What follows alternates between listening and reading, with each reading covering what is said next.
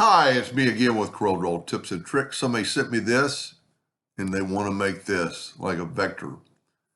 I've already done it, but I thought I'd show them and anybody.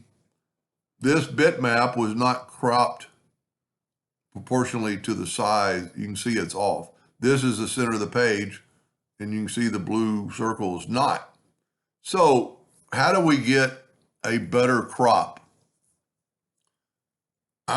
Well, first of all, we can do two things. We can take the parallel dimension tool and we could probably measure from about that point to about that point, and we got 6.19.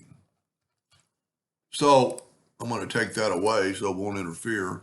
I'm going to draw an ellipse, and I'm going to make it 6.25. And then I'm going to hit P and put it in the center of the page. See, there's the problem. That is not the graphics not in the center of the page.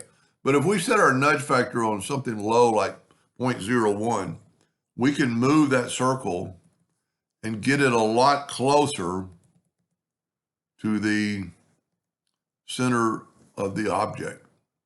Now, that's not completely done yet, but now if we take a rectangle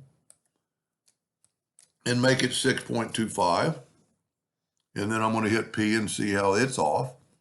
And this will actually should snap, let me zoom in here, should snap to our circle. So if we go and move it, well, I'm moving an indexing line. Sometimes indexing lines are great. I don't know if you all saw that, but it almost kind of like snapped right to the circle. Okay? Now we can take the ellipse away with this selected, so this won't go away when we do that. Get your crop tool and get on that node and go all the way down to that node and then crop it. Now, look what happens when I hit P and put it in the center of the page. Our graphic is now in the center of the page, and it's going to be a lot easier to do it. I'm actually going to break this up into two parts. It's going to be a lot easier to rotate the items that we're going to make from the center of the page. Anyway, I hope that helped a little bit. Thanks for watching.